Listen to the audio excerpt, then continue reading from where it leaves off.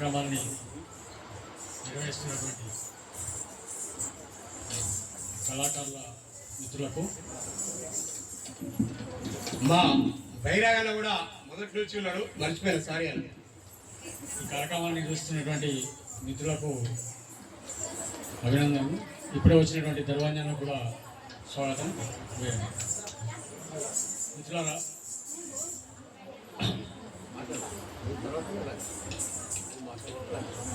ఒక 75 సంవత్సరాల భారతదేశ చరిత్రలో ప్రత్యామ్నాయ రాజకీయాల గురించి మాట్లాడి సాంస్కృతిక సాహిత్య రంగంలో పనిచేసి వాళ్ళు చెప్పినటువంటి మాటల్ని ఆచరణలో చూపించి సాధ్యమైనంత వరకు ఈ భారతదేశ ప్రజల్ని విముక్తి మార్గం నడిపించినటువంటి కవులు కళాకారులే వీళ్ళందరూ అని నేను భావిస్తూ వాళ్ళందరికీ కూడా ఒకసారి విప్లవంగా తెలియజేస్తున్నాను. ఎందుకంటే ఇక్కడికి వచ్చిన చాలామంది మిత్రులు మాట్లాడుతున్న వాళ్ళు కూడా వాళ్ళని ఒక తెలంగాణ వరకు పరిమితం చేసి మాట్లాడుతున్నారు. అది కరెక్ట్ కాదని నా అభిప్రాయం. ఒక వెంపటప్ప సత్యం నుంచి మొదలు పెట్టుకుంటే మొన్నటికి మొన్న మన గూడాంజన్న గద్దరన్న వరకు కూడా ఒక ప్రాపంచిక దృక్పథంతో ఉన్నవాళ్ళు, ఆ ప్రాపంచిక దృక్పథంలో తెలంగాణ అనేది కూడా ఒక అంశంగా బతికిన వాళ్ళు, తెలంగాణ అస్తిత్వం కోసం, తెలంగాణ ప్రజల కోసం వాళ్ళ సాహిత్యాన్ని సృష్టించి ఆచరించి ఆదర్శంగా నిలిచిన వాళ్ళు. కాబట్టి వీళ్ళని ఒక తెలంగాణకు పరిమితం చేయకుండా ఒక ప్రాపంచిక దృక్పథం ఉన్నటువంటి ప్రజా కవులు కళాకారులుగా మనం భావించి వాళ్ళ ఆశయాన్ని కొనసాగించాలి. వాళ్ళ ఆశయాన్ని కొనసాగించడం అంటే ఎవరి కోసమైతే వాళ్ళు పనిచేసారో, వాళ్ళ సాహిత్యం రాసారో దాని బాటలో పోవాలి. అంతేగాని ఎవడో ₹1 ఇచ్చిండనో, ఎవడో గౌరవం ఇచ్చిండనో, రాజు గౌరవించి గుర్తించిండని చెప్పేసి పాటల బిందెలు, అవార్డులు, రివార్డులు వాళ్ళ కోసం బతుకుతున్న వాళ్ళు ప్రజాకవులని నేను అనుకుంటున్నాను. ఎందుకంటే తెలంగాణ ఉద్యమంలో నేను దాంట్లో భాగంగా కాబట్టి నాకు చెప్పే అర్హత ఉందనుకుంటున్నాను. తెలంగాణ ఉద్యమంలో సాంస్కృతిక రంగంలో ఒక డప్పు కళాకారుడు, ఒక మెయిన్ సింగర్, ఒక కోరసోలు ఇచ్చేవాళ్ళు ఉంటే ఎక్కడికక్కడికి అక్కడ సాంస్కృతిక దళాలు పుట్టి తెలంగాణ ఉద్యమాన్ని ముందు నడిపించింది.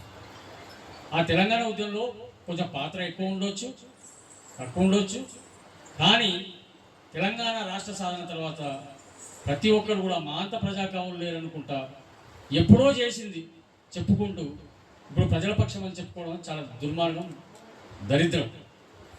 అలాంటి వాళ్ళని ప్రశ్నించకుండా మనం ఊరుకోవడం కూడా ఇంకా దుర్మార్గం. మనది కవులు కళాకారులు ఎప్పుడు రాజున్న రాజ్యాన్ని ప్రశ్నించాలి కదా. ఆ తెలంగాణ నేలకున్నటువంటి దక్కన్ పీఠభూమికి ఉన్నటువంటి చరిత్ర, ఆ గుణం ఉంది కదా. తను నమ్ముకున్న సిద్ధాంతాన్ని కావచ్చు, తను నమ్ముకున్న దేవుణ్ణి కావచ్చు, దాని మీద సాహిత్యం రాసి రాజుకు అంకితం ఇవ్వమంటే నేను ఇవ్వను, కావాల్సిన రాజు నన్ను పట్టించుకోకుండా పర్లేదు, కానీ నేను వ్యవసాయం చేసుకొని నాగలు పట్టుకొని దున్నుకొని బతుకుతాను, కానీ నేను నా కవిత్వాన్ని రాజుకు అంకితం ఇవ్వనటువంటి పోతన వారసత్వం ఉంది కదా, దాని గురించి మాట్లాడాలి కదా, దాన్ని వారసత్వంగా తీసుకోవాలి కదా. అలాగే తాను ఒక ప్రభుత్వ ఉద్యోగం ఉంటూ తను నమ్ముకున్న దేవునికి ఎంతో సేవ చేసి దేవాలయాలు కట్టించి రాజు కారాగారంలో వేస్తే బతిమిలాడి అయ్యా నన్ను కాపాడు కాపాడని దేవుని అడుక్కొని చివరికి రెస్పాన్స్ రాకపోతే యవనప్ప సొమ్మును అడిగినటువంటి రామదాసు చరిత్ర ఉంది కదా. మనం రాజుల రాజ్యాన్ని ప్రశ్నించకుండా ఇంకెంతకాలం బ్రతుకుతారు మీరు కవులు కళాకారులు అనుకునేవాళ్ళు. అది లేకుండా మనం ఎవరికో ఒక పాట రాసి ఆ రాజ్యానికి అధికారంగా దగ్గర ఉన్న ఒక పాట రాసి మనమే ప్రజా కవులు కళాకారులు. అట్లా అనుకుంటే శివసాగర్ని ఏమనాలి, మరి వంగపండు ప్రసాద్ని ఏమనాలి, గద్దరన్నని ఏమనాలి, అలిశెట్టి ప్రభాకర్ని ఏమనాలి, పైలం సంతోషం ఏమనాలి? వీళ్ళందరూ కదా ప్రజల పక్షంగా ఉన్న వాళ్ళు, ప్రజల గురించి మాట్లాడిన వాళ్ళు. ఓడేమో 10 సంవత్సరాల్లో పనిచేసినోడు, ఓడు ప్రజాకవులు అంటాడు. 10 సంవత్సరాలకు అనుకూలంగా వాళ్ళకి పాటలు రాసినోడు. ఈ సంవత్సరం నుంచే అవార్డుల కోసం రివార్డుల కోసం తిరిగేటప్పుడు వాడు ప్రజాకవులు కళాకారులు అవుతాడు. మరి వీళ్ళందరూ కనీసం వీళ్ళ పేర్లు ఉచ్చరించే అర్హత ఉందా వాళ్ళకు? ఈ అంశాల్లో మరొక్కసారి ఒక 4 సంవత్సరాల నుంచి కూడా మన మిత్రులు డోలక్ యాదగిరి, పెద్ద యాదగిరి అన్న, మిగతా మిత్రులందరూ కూడా ఈ కార్యక్రమాలు చేస్తున్నారు. దానికి ఫస్ట్ పోయిందంటే కూడా పాషమన్న, నేను, మాస్టర్జీ, పెద్ద మనుషులు అందరూ వచ్చి ఆ ఫౌండింగ్ దాంట్లో కూడా ఉన్నాం. ఎందుకంటే ఈ వేదిక మాది అనుకుంటున్నాం కాబట్టి ఇది చెప్పాల్సి వస్తుంది. వేరే వాళ్ళు చాలామంది ఉన్నారు. ఇంకోటి, తెలంగాణ గురించి మాట్లాడుతున్న క్రమంలో కూడా మీరు తెలంగాణ గురించి ఏం మాట్లాడుతున్నాం? ఒక కగారు యుద్ధంలో చచ్చిపోతున్నారు ఎవరు? భారతదేశంలో అంతర్భాగమైనటువంటి ఆదివాసీలు కాదా? ఆదివాసీలు మన ప్రజలు కాదా? దానికి నాయకత్వం వహిస్తున్నటువంటి తెలంగాణ వాళ్ళు మన వాళ్ళు కాదా? లీడర్లు వాళ్ళ గురించి ఎందుకు మాట్లాడరు? వాళ్ళ గురించి మాట్లాడాలి కదా, మన బిడ్డలు కదా. భారతదేశంలో ఒక సమూలమైనటువంటి మార్పుకు కారణమైనటువంటి 75 సంవత్సరాలు ఒక రాజకీయ భావజాలాన్ని తీసుకుపోతూ ఎంతో మార్పు కారణమైనటువంటి మన తెలంగాణ బిడ్డలు కదా. వాళ్ళ గురించి మాట్లాడాలి కదా, వాళ్ళ గురించి పాటలు పాడాలి కదా. ఇంకెంతకాలం పాటలు పాడతాం? అయ్యో నా తెలంగాణ అట్లా అయింది. అయింది, మరి ఏం చేస్తాం? 10 సంవత్సరాల నుంచి అంతకుముందు అయింది. 10 సంవత్సరాలు ఏం చేసి 11 సంవత్సరం వచ్చింది, ఏం చేస్తున్నాం? కర్రగుట్టల గురించి మాట్లాడాలి కదా, మొన్న చనిపోయిన రేణుక మిట్కో గురించి మాట్లాడాలి కదా. వీళ్ళందరి గురించి మాట్లాడకుండా మనం పాత ఇంకా ఎత్తుకొని ఆ ఫ్యూడల్ భావజాలాన్ని ఎత్తుకొని ఆ ఫ్యూడల్గా ఒకడు ఫ్యూడల్గా పనిచేసిండు. ఇప్పుడు ఇంకో డెమోక్రటిక్ స్పేస్లో ఇంకోడు దాని ప్రీపెయిడ్ సీఎంస్, ముందే ప్రీపెయిడ్ సీఎంలు వాళ్ళు కూడా చేస్తున్నారు. కానీ ఇంత కొట్లాడి ఇంత సాధించుకున్న తెలంగాణలో మన పాత్ర ఏంది? కవులు కళాకారులు. అది చెప్పకుండా, దాని పట్ల ఆచరణ లేకుండా, మన చుట్టూ జరుగుతున్నటువంటి సమాజంలో జరుగుతున్నటువంటి అంశాల పట్ల మనం స్పందించకుండా ఉంటే మనం ప్రీపెయిడ్ పోస్ట్ పెయిడ్ కవులు కళాకారులం అవుతాం తప్ప ప్రజాకారుల కానే కాము. అది చెప్పుకునే అర్హత కూడా మనకు లేదు. మన కళ్ళ ముందే ఉండే గుండమల సీను ఎంత గొప్ప పాటలు రాసి వీళ్ళే ఉన్నాడు. అలాగే మన ప్రహ్లాదు ఉండే, నిస్సారు ఉండే, వాళ్ళ బతుకులు వాళ్ళు బతుకుతూ ప్రజల కోసం పనిచేసిన వాళ్ళు. ఇంతకుముందు ఎవరో మిత్రులు అన్నారు కదా, 80% ప్రజల కోసం పనిచేయాలి, 20% మన బతుకుల కోసం మనం పనిచేయాలి కదా. ఆ ఆలోచన లేకుండా ఎంతకాలం మనం ఇట్లా చేయాలి? కానీ ఎవడో దాన్ని గంట కట్టాలి కదా. అది లేకుండా ఎవడన్నా నేను ఈ వేదిక మీదనే మొన్న ఒక పుస్తకం రిలీజ్ అయింది, రేవనాలు అని. దాని గురించి ఆ సభ పెడితే చాలామంది వచ్చిన మిత్రులందరూ అడిగారు, 10 సంవత్సరాల నుంచి ఎందుకు మాట్లాడలేదు, ఇప్పుడు 1 సంవత్సరం మీద ఎందుకు మాట్లాడుతుంది? 10 సంవత్సరాలు కాదు, 11వ సంవత్సరం కూడా దానికంటే దుర్మార్గమైనటువంటి అణిచివేత పెరుగుతుంది. ప్రజల సమస్యలు ఉన్నాయి. ఒక లగచర్ల సమస్య గురించి మాట్లాడాలి కదా, ఒక దిలావర్పూర్ గురించి మాట్లాడాలి కదా, దాని మీద సాహిత్యం రావాలి కదా. రాసిన వాళ్ళకి అందరికీ ఇంతకుముందు ఉన్నోడు ముద్రలు వేసిండు, దేశద్రోహులు అన్నాడు, ఊపా కేసులు పెట్టిండు.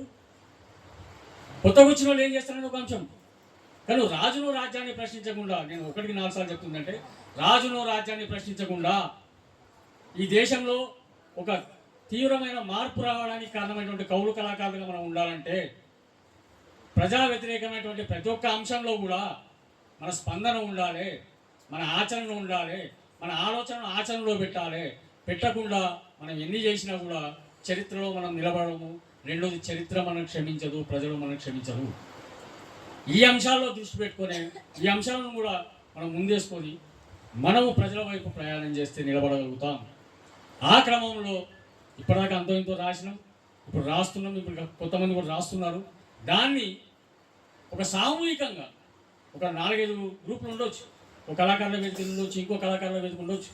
ఒక సామూహికంగా కలిసి ఈ ప్రజల అంశాల మీద ఒక వర్క్షాప్ పెడతారా, దాన్ని ఒక కల్చరల్ నైట్ చేస్తారా, ప్రజలను చైతన్యవంతం చేయాలి కదా. ఆ క్రమంలో డోలక్ యాదగిరి, పెద్ద యాదగిరి వీళ్ళందరూ మిత్రులందరూ కూడా కలిసి ఆ క్రమంలో ఒక కార్యక్రమం చేసి ప్రజల్లోకి పోయేటువంటి ఒక కార్యక్రమాన్ని తీసుకుంటే ఈ వేదిక ద్వారా బాగుంటుందని అభిప్రాయపడుతూ ఆ క్రమంలో వాళ్ళతో ఎంత దూరమైనా కలిసి ప్రయాణం చేయడానికి సిద్ధంగా ఉన్నాం. అలాగే ఈ కార్యక్రమానికి సహకరించినటువంటి ఉద్యమకారులు చేసి మిత్రులకు కూడా మరొక్కసారి వాళ్ళకు నా తరఫున వ్యక్తిగతంగాను ప్లస్ మన కళాకారుల తరఫున కూడా ఒకసారి వాళ్ళకి ధన్యవాదాలు తెలియజేస్తూ థ్యాంక్ యూ వెరీ మచ్.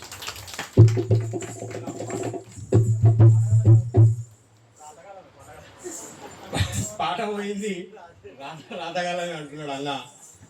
ఆ పల్లవి ఒకటి వాడండి సరిపోతుంది అన్న. మన ఓయూ జేఏసీ అన్న ఎన్నో ఉద్యమాలు చేసిన మన ధర్వంజన పాటలు ఎన్నో పాటలు పాడి ఎందరిలో తయారు చేసినటువంటి ధర్వజన కూడా ఈ సభ తరఫున స్వాగతం అన్న మీకు.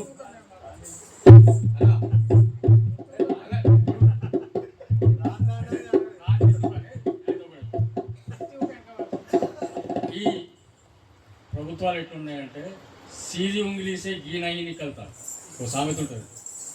सीधी उंगली से घी नहीं निकलता, टेढ़ी करना पड़ता, अब तब अपना काम होता. ఎందుకంటే ఇవి బాతం సే సున్నే కా మాటలతోటి వినే ప్రభుత్వాలు కావు. దాని భాష అన్నా రాతం ఈ ప్రభుత్వాలు అట్లున్నాయి. కాబట్టి కానీ అది నేను రాయగలుగుతానే పాడలేను. ఎవడైతే ఏందిరా చెట్టు మీద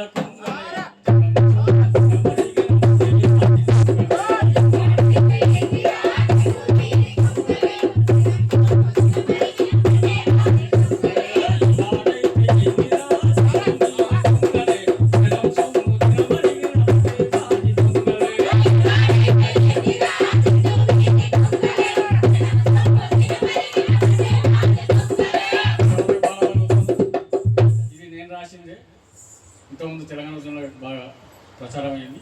ఇప్పటికే రాజును రాజ్యాన్ని ప్రశ్నించే క్రమంలోనే ముందు వరుసలో ఉంటాయి. ఈ మిత్రులు కూడా నాతో ఉండాలని కోరుకుంటున్నాను. Thank you. ఇప్పుడు చాలా సంతోషం వల్ల మీరు అన్నట్టుగా ఆ ఉద్దేశంతో మనం 4 సంవత్సరాల నుంచి పెడుతున్నాం. అన్ని కళా సంఘాలని అందరినీ ఏకం కావాలని ఈ సభకు కూడా ప్రతి ఒక్క కళా సంఘాలకి అవి లెఫ్ట్ సంఘాలు కానీ రైట్ సంఘాలు కానీ అందరికి కూడా ఇంటిమేషన్ ఇచ్చాము. వాళ్ళు మధ్యాహ్నం తర్వాత కొంతమంది వస్తామన్నారు, ఇప్పుడు కొంతమంది వచ్చారు. మీ అందరికీ ఖచ్చితంగా కళాకారుల యొక్క ఒకే ఐక్య వేదిక ఉన్నప్పుడే మన లక్ష్యాలు మన ఆశయాలను మనం సాధించుకుంటామని కోరుకుంటూ